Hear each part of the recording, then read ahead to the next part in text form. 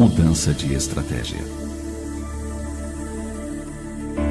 Alguma vez você já teve que corrigir ou mudar o rumo dos seus passos? Se respondeu que sim, você é como a grande maioria dos seres humanos. Isso acontece com frequência, porque ainda não temos habilidade suficiente para saber com precisão onde queremos chegar e que caminho seguir. E isso acontece porque ainda somos aprendizes da vida.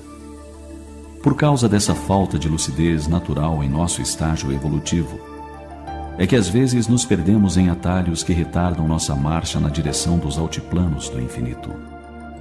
E não é raro que tenhamos que mudar a direção, buscar caminhos alternativos, apressar o passo, observar com mais atenção para não tropeçar nos obstáculos naturais da marcha para Deus. Nós sabemos que é preciso caminhar, buscar, bater na porta que ela se abrirá, pois o suave Rabi da Galileia nos orientou a respeito. E se fazemos isso, por que nem sempre dá certo? É que nem sempre buscamos da forma correta e batemos na porta certa. Outras vezes, nós chegamos ao término do caminho e deparamos com um resultado que não era justamente o que desejávamos. E a frustração nos toma de assalto. Às vezes, para se atingir um objetivo é preciso descobrir novos caminhos, ousar, inovar, criar novas estratégias. Talvez essa pequena história possa ilustrar melhor. Conta-se que havia um cego sentado numa calçada em Paris com um boné a seus pés e um pedaço de madeira com o seguinte pedido escrito com giz branco: "Por favor, ajude-me, sou cego." Um publicitário da área de criação passou por ali, parou e viu umas poucas moedas no boné. Sem pedir licença, pegou o cartaz, virou-o, pegou o giz e escreveu outro anúncio. Voltou a colocar o pedaço de madeira no mesmo lugar e foi embora. À tarde, o publicitário passou por aquele local novamente e notou que o boné estava cheio de notas e moedas.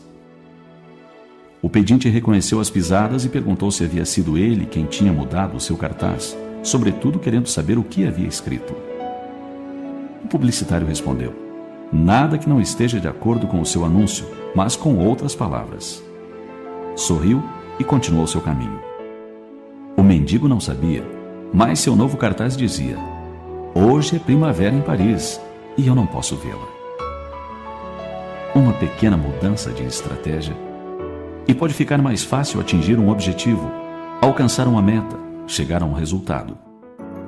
Por vezes, perdemos muito tempo em tentativas vãs e não nos damos conta de que uma pequena mudança bastaria para facilitar a nossa vida. Se você está sentindo que seus passos não estão lhe conduzindo numa direção segura, pare um instante. Reflita sobre onde quer chegar e, se for necessário, corrija a bússola da sua existência e siga em frente.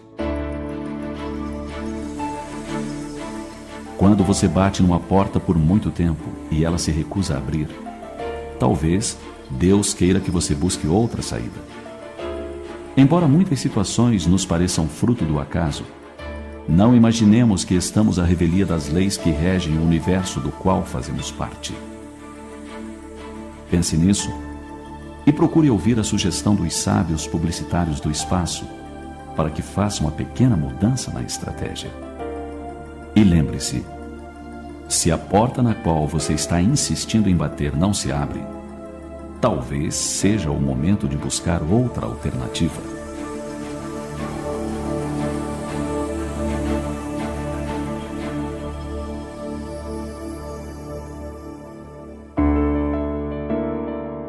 O poder do afeto. A falta de tato para resolver conflitos e tratar de assuntos com pessoas que têm ideias opostas tem sido responsável por muitos desentendimentos e dissabores nos relacionamentos. Por vezes, um problema que poderia ser facilmente resolvido cria sérios rompimentos por causa da falta de jeito dos antagonistas. O afeto usado com sabedoria é uma ferramenta poderosa, mas pouco usada pela maioria dos indivíduos. O mais comum tem sido a violência, a agressividade, a intolerância. Existem pessoas que não gostam de mostrar sua intimidade e se escondem sob um véu de sisudez com ares de poucos amigos, na tentativa de evitar aproximações que deixem expostas suas fragilidades. São como os caramujos, os tatus, as tartarugas e outros semelhantes. Ao se sentirem ameaçados, escondem-se em suas carapaças naturais e não deixam à mostra nenhuma de suas partes vulneráveis. A propósito, você já tentou alguma vez retirar à força de seu esconderijo um desses animaizinhos? Seria uma tentativa fracassada, a menos que você não se importe em dilacerar o corpo do seu oponente. No caso da tartaruga, por exemplo, quanto mais você tentar com violência retirá-la do casco, mais ela irá se encolher para sobreviver. Mas se você a colocar num lugar aconchegante, caloroso, que inspire confiança, ela sairá naturalmente. Assim também acontece com os seres humanos. Se em vez da força se usar o afeto, o aconchego, a ternura, a pessoa naturalmente se desarma e se deixa envolver. Às vezes a pessoa chega prevenida contra tudo e contra todos e se desarma ao simples contato com um sorriso franco ou um abraço afetuoso. Mas, se ao invés disso encontra pessoas também predispostas à agressão, ao conflito, as coisas ficam ainda piores. Como a convivência com outros indivíduos é uma realidade da qual não podemos fugir, precisamos aprender a lidar uns com os outros com sabedoria e sem desgastes. A força nunca foi e nunca será a melhor alternativa, além de causar sérios prejuízos à vida de relação. Portanto, criar relacionamentos harmônicos é uma arte que precisa ser cultivada e levada a sério. Mas para isso, é preciso que pelo menos uma das partes o queira e o faça. E se uma das partes quiser, por mais que a outra esteja revestida de uma proteção semelhante à de um porco-espinho, ninguém sairá ferido e o relacionamento terá êxito. Basta lembrar dessa regra bem simples, mas eficaz. Em vez da força, o afeto. E tudo se resolve sem desgastes. De tudo o que fazemos na vida destacam-se algumas lições. A certeza de que estamos todos em processo de aprendizagem. A convicção de que precisamos uns dos outros. A certeza de que não podemos deter o passo. A confiança no poder de renovação do ser humano. Portanto, devemos aproveitar as adversidades para cultivar virtudes. Fazer dos tropeços um passo de dança. Do medo, um desafio. Dos opositores, amigos. E retirar de todas as circunstâncias lições para ser feliz.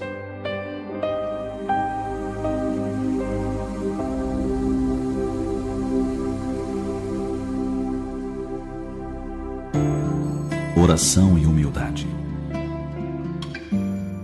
Meu Deus, sei que ainda sou um ser em evolução e que muitas vezes fujo dos objetivos que o Senhor traçou para que eu alcance a minha felicidade.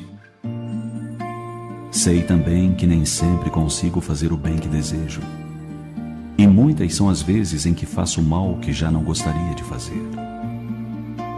Por isso venho a Ti, Senhor, para rogar forças, coragem e lucidez para acertar mais vezes do que me equivocar.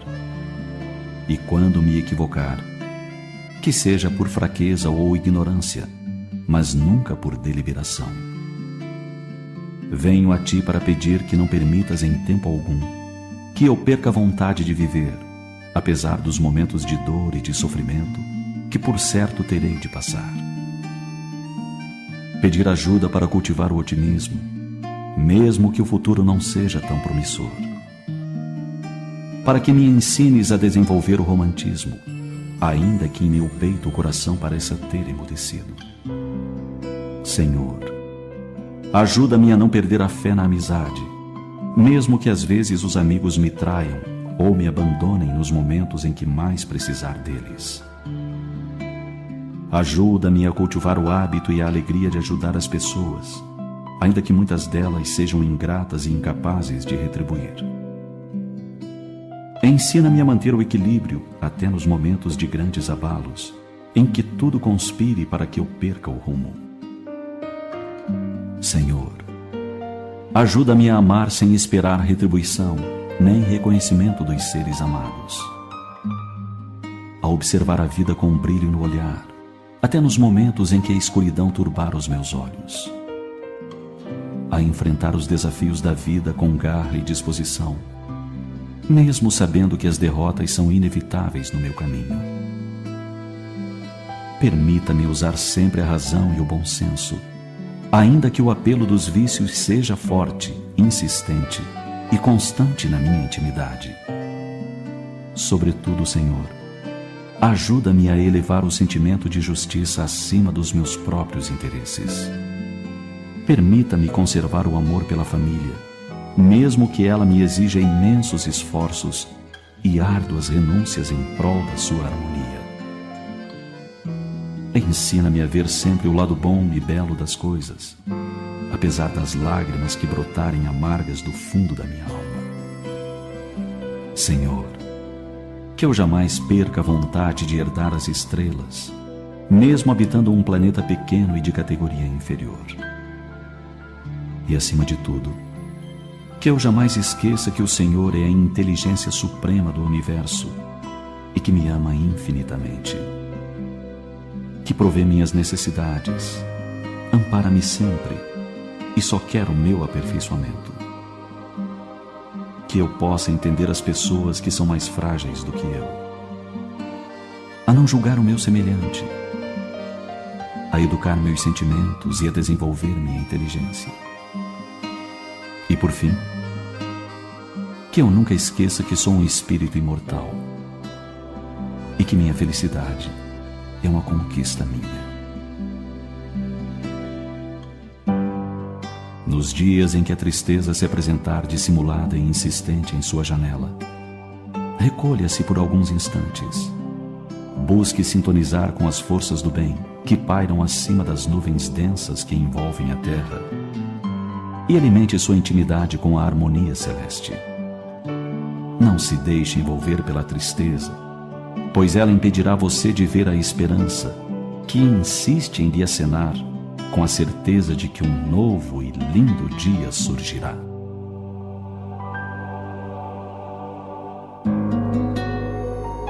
Para que serve o casamento?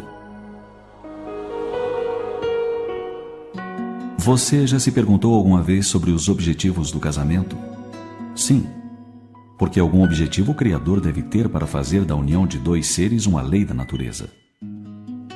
Talvez, refletindo superficialmente, você responda que o objetivo do casamento é a perpetuação da espécie humana. Mas será só isso? Na verdade, o casamento marca grande progresso na marcha evolutiva da humanidade. E por quê? Porque Deus visa não somente a procriação, mas também a evolução moral dos seres. É assim que o casamento se constitui numa excelente oportunidade de crescimento para aqueles que sabem aproveitá-la bem.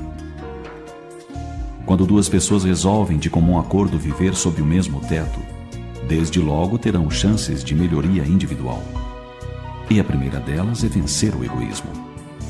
Sim, porque o que antes era meu, agora passa a ser nosso.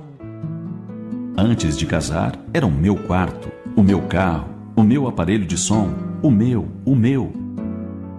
No primeiro dia de convivência mútua, deverá ser o nosso quarto, o nosso carro, o nosso aparelho de som e assim por diante. Com o passar dos dias, os pares vão se conhecendo melhor e percebem que o outro não era bem aquilo que parecia ser. Bem, nosso par tem algumas manias que desaprovamos e que só notamos graças à convivência diária. Eis uma ótima oportunidade para aprender a dialogar e resolver conflitos como gente grande. Depois, surgem mais alguns membros para nos ajudar a treinar outras virtudes. Chegam os filhos. Agora temos que dividir um pouco mais, e isso nos torna menos egoístas. Devemos dividir mais a atenção, treinar a renúncia, aprender a passar noites sem dormir, tropeçar em fraldas sujas, correr para o médico nas horas mais impróprias, perder o filme que gostaríamos de assistir, a novela, o telejornal. A cama, que antes era só minha e passou a ser nossa, agora tem mais um ocupante disputando o espaço. E não é só o espaço físico que o pimpolho reclama. Ele quer nosso carinho, nossa atenção, nossa companhia, nossa proteção. E aí temos a grande oportunidade de aprender a superar o ciúme, o medo, a insegurança, o desejo de posse exclusiva sobre o nosso par, para amparar esse serzinho que chegou para ficar. Junto com tudo isso, herdamos também a família do nosso cônjuge, que nem sempre nos parece uma boa aquisição. Eis um grande desafio para aprender a fraternidade pura, a tolerância, o desprendimento, a amizade e outras tantas virtudes que ainda não possuímos. Ademais, para cumprir bem o papel que um dia aceitamos, unindo-nos a alguém de livre e espontânea vontade, é preciso que os dois pilares do templo chamado lar permaneçam firmes até o fim. Quando isso não acontece, está declarada a vitória do egoísmo. Está declarada a nossa falência como seres que desejamos superar os limites e alcançar paragens mais felizes. Talvez você não concorde com todos esses arrazoados. No entanto, seria bom refletir sobre o assunto. Há casos de pessoas que optam por não se casar, assumindo declaradamente seu egoísmo. Com certeza, irão responder perante a própria consciência e a consciência cósmica pela decisão tomada. Considerando que nem todos nascem com o compromisso de se casar, obviamente estamos falando daqueles que tinham assumido aquele compromisso antes de renascer.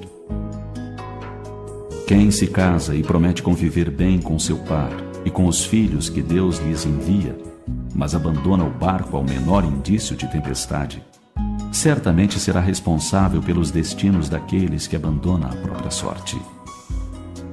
Isso será fatalmente sementeira de amargura num futuro próximo ou distante, cuja colheita será obrigatória. Por todas essas razões, vale a pena pensar ou repensar sobre os nobres objetivos que a divina sabedoria estabeleceu com a união de dois seres. Vale a pena refletir sobre o que queremos para nós. Refletir sobre as forças internas que devem nos elevar acima desta miséria moral chamada egoísmo. Ou será que vamos jogar a toalha numa demonstração tácita de derrota para esse monstro cruel? Pense nisso. Pense agora. E decida-se pelo amor.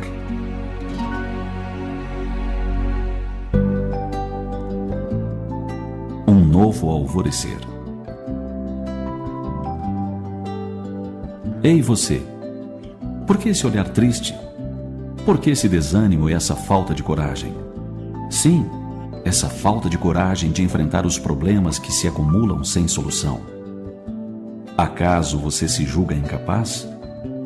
Talvez, especialmente hoje, você tenha a sensação de que não há mais saída, que suas forças e seu talento para criar soluções tenham se esgotado. Ou talvez a vida para você tenha perdido completamente o sentido e o seu barco esteja à deriva, seguindo conforme o vento. Se você está se sentindo assim, vamos lhe fazer um convite. Um convite para que você faça uma pequena viagem para dentro de si e procure, mas procure com muita vontade mesmo, e irá encontrar algo que lhe faça bem. Ouça o coração de sua mãe batendo em ritmo calmo enquanto lhe segura nos braços e canta suave canção de ninar. O regaço materno lhe traz segurança. Sinta o calor e o conforto do seu berço, do seu lar, a paz do silêncio.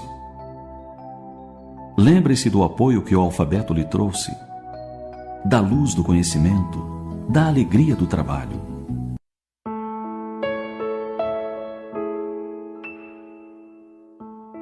O significado do Natal. Ei você, aonde vai com tanta pressa?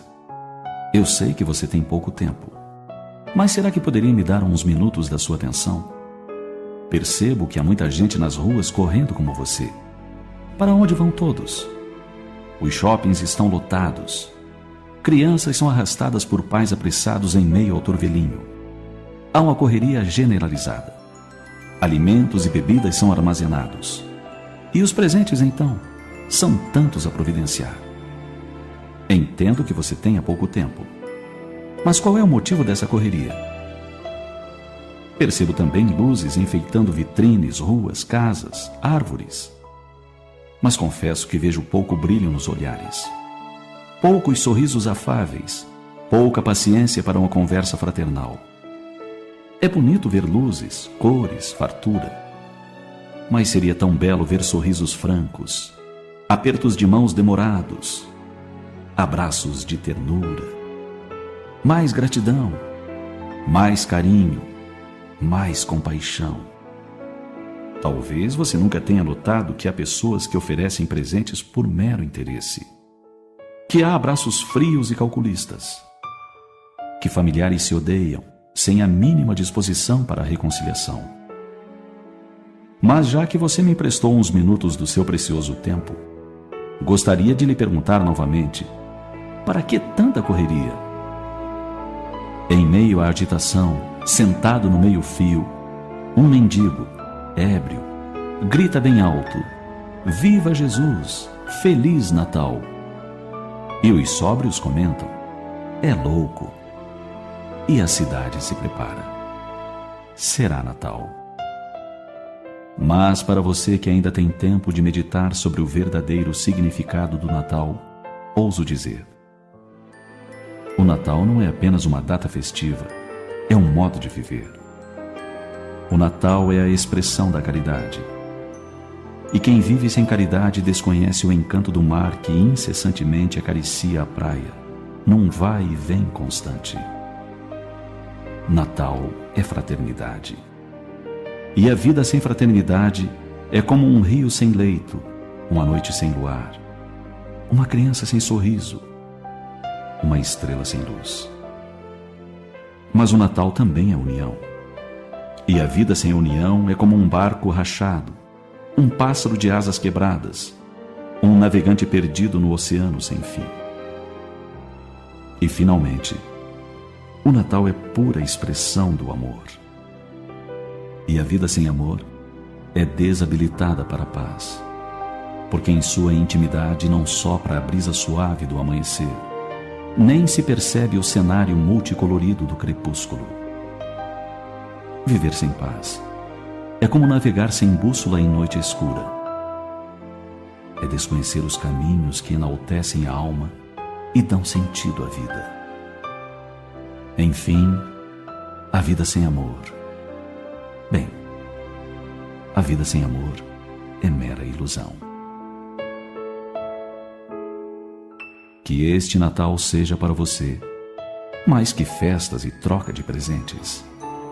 Que possa ser um marco definitivo no seu modo de viver, conforme o modelo trazido pelo notável mestre, cuja passagem na Terra deu origem ao Natal.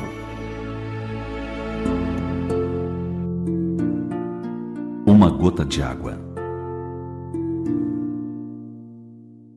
Você já parou alguma vez para observar uma gota d'água? Sim, uma pequena gota d'água equilibrando-se na ponta de um frágil raminho. Com graciosidade, a gotícula desafia a lei da gravidade, balançando-se nas bordas das folhas ou nas pétalas de uma flor. São gotas minúsculas que enfeitam a natureza nas manhãs orvalhadas, ou permanecem como pequenos diamantes líquidos depois que a chuva se vai. É por isso que um bom observador dirá que a vida seria diferente se não existissem gotas de água para orvalhar a relva e amenizar a secura do solo. Madre Teresa de Calcutá foi uma dessas almas sensíveis. Um dia, um jornalista que a entrevistava lhe disse que, embora admirasse o seu trabalho junto aos pobres e enfermos, considerava que o que ela fazia diante da imensa necessidade era como uma gota d'água no oceano. E aquela pequena sábia mulher lhe respondeu: sim, meu filho, mas sem essa gota d'água o oceano seria menor. Sem dúvida, Uma resposta simples e extremamente profunda, pois sem os pequenos gestos que significam muito, a vida não seria tão bela. Um aperto de mão em meio à correria do dia a dia. Um minuto de atenção a alguém que precisa de ouvidos atentos para não cair nas malhas do desespero. Uma palavra de esperança a alguém que está à beira do abismo. Um sorriso gentil a quem perdeu o sentido da vida. Uma pequena gentileza diante de quem está preso nas armadilhas da ira. O silêncio frente à ignorância disfarçada de ciência. A tolerância com quem perdeu o equilíbrio. Um olhar de ternura para quem pena na amargura. Pode-se dizer que tudo isso são apenas gotas d'água que se perdem no imenso oceano. Mas são essas pequenas gotas que fazem a diferença para quem as recebe. Sem as atitudes aparentemente insignificantes que dentro da nossa pequenez conseguimos realizar, a humanidade seria triste e a vida perderia o sentido. Um abraço afetuoso nos momentos em que a dor nos visita a alma. Um olhar compassivo quando nos extraviamos do caminho reto. Um incentivo sincero de alguém que deseja nos ver feliz quando pensamos que o fracasso seria inevitável. Todas essas são atitudes que embelezam a vida. E se um dia alguém lhe disser que esses pequenos gestos são como gotas d'água no oceano, responda, como Madre Teresa de Calcutá, que sem essas gotas o oceano de amor seria menor. E tenha certeza disso, pois as coisas grandiosas são compostas de minúsculas partículas. Sem a sua cota de honestidade, o oceano da nobreza seria menor. Sem as gotas de sua sinceridade, o mar das virtudes seria menor. Sem o seu contributo de caridade, o universo do amor fraternal seria consideravelmente menor. Pense nisso. E jamais acredite naqueles que desconhecem a importância de um pequeno tijolo na construção de um edifício.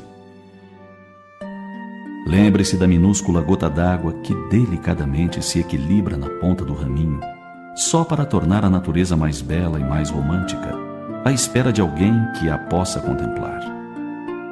E por fim, jamais esqueça que são essas mesmas pequenas e frágeis gotas d'água que, com insistência e perseverança, conseguem esculpir a mais sólida rocha.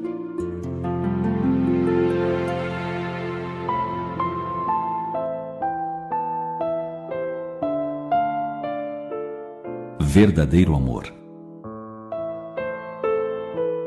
O que é amor verdadeiro? Será que existe esse sentimento na face da terra? O amor é de essência divina e cada filho de Deus tem no íntimo a centelha dessa chama sagrada. E o amor tem várias maneiras de se manifestar.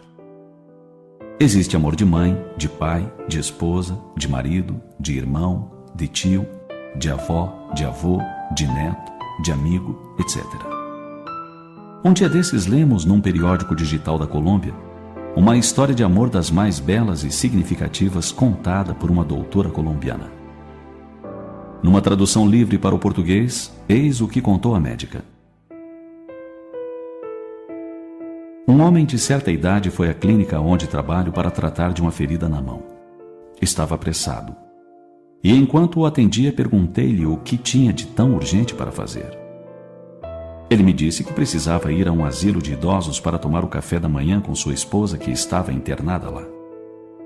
Disse-me que ela estava naquele lugar há algum tempo porque sofria do mal de Alzheimer, já bastante avançado. Enquanto acabava de fazer o curativo, perguntei-lhe se sua esposa se incomodaria caso ele chegasse atrasado naquela manhã. Não, respondeu ele. Ela já não sabe quem eu sou. Faz quase 5 anos que não me reconhece. Então lhe perguntei com certo espanto. Mas se ela não sabe quem é o Senhor, por que essa necessidade de estar com ela todas as manhãs?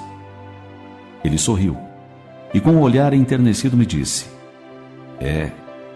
ela já não sabe quem eu sou, mas eu, entretanto, sei muito bem quem ela é.